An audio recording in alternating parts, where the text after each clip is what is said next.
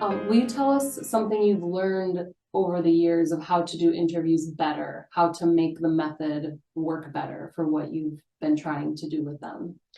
Yeah, I think the biggest piece that I've learned over time is to really properly plan for an interview, meaning to have a good set of questions prepared.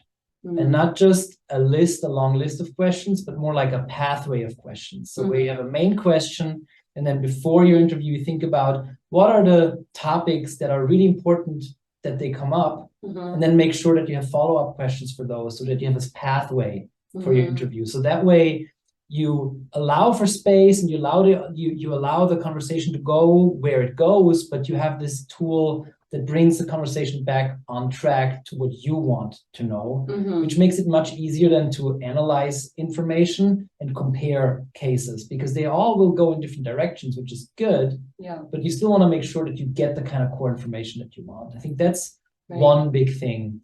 The other thing that I've learned, I shouldn't say learned, because my methods educator would, like my methods mentor would probably say, I told you this from day one, but some things you have to experience is that it's really, really important after an interview immediately to sit down and write down some notes. Like, let's say you're going you're talking to a stakeholder, either online or you're meeting in person. When the Zoom call's over, spend 15 minutes writing down your reflections. Like, think about what you felt was interesting. Think about how you felt in the conversation, what you felt the relationship was, because that's really, really important. Yeah. Because the way we build our relationships in any conversation limits or allows for certain topics to be brought up or how they're framed. And so a day after, you'll have forgotten all of that. Right. And it's really valuable to do that directly after the interview. So I think that's one thing that I knew it. And then I did an interview myself. I was like, I'll just drive back to the hotel and do it then. It's like, no, it has to happen immediately after. So that would be something really Do you important. do that even when it's being transcribed then? Yes, absolutely. Okay. Absolutely. Because it's like, really, you're bringing yourself into this interview too. And that relationship that you have with this other person is really important because it frames everything. And it also allows you to step back sometimes a little bit when you analyze, right? So if I'm going into an interview and I maybe feel that my interview partner was hostile to me, or they didn't respect me or something like that, that might actually cloud the way I'm looking at this information. So it's really helpful to have that explicit so that you can be like, oh, after the interview, I felt like this. I want to make sure that I'm not having that feeling kind of influence unduly what I'm seeing in this interview, because sometimes we're being caught up in our own, also almost in our own perceptions, like, how did this person see me? And you can take all the pressure out of, not all of it, but you can take a lot of pressure from yourself by just reflecting on it, writing it down, and also letting it go. Yeah.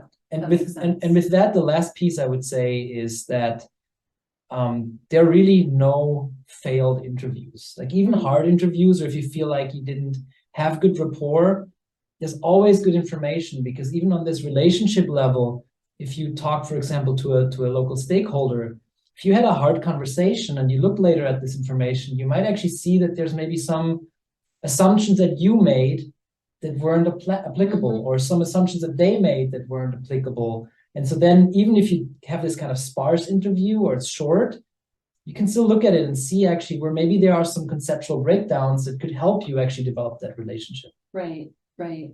Totally. Okay.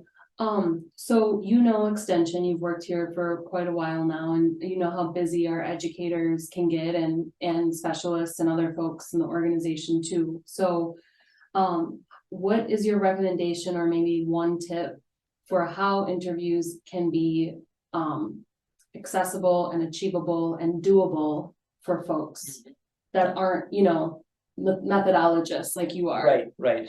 And even methodologists don't have time. So it's the same problem.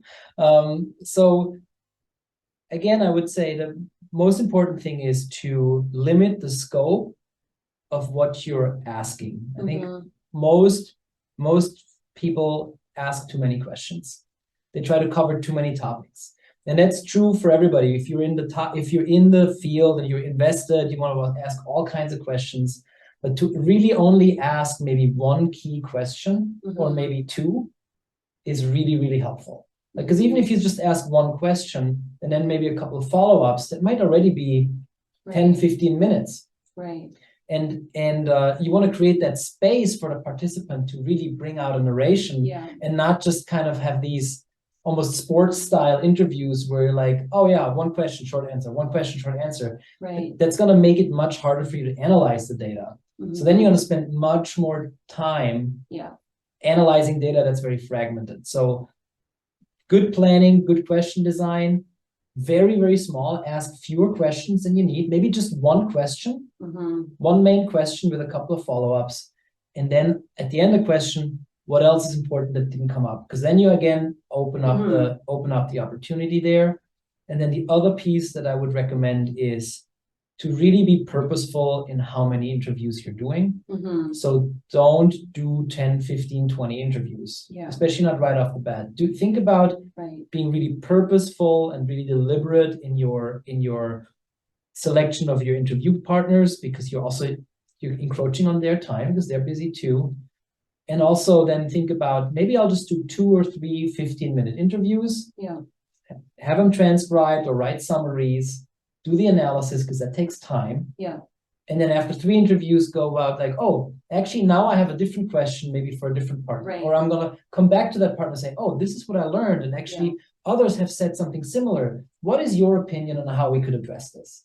So then you can actually also you are using these opportunities also much stronger as relationship building opportunities. And you're bringing back what they have said to them to further reflect, rather than going about this in this kind of more quantitative approach, where the idea is we're first collecting all the data and then we're going to do all the analysis, which is not really the qualitative paradigm. So gotcha. It sounds more iterative, what you're talking about. It's more iterative, and that iterativity, if you design it well, allows you actually to kind of sneak this in as part of your healthy diet, right? It's kind of like you do a little bit every day or a little bit every week, but you're not like, I'm going to block this huge slot off so I can do 20 interviews, have them all transcribed, and then I have hundreds of pages of data, right? So to kind of have this like iterative approach is going to make it much easier.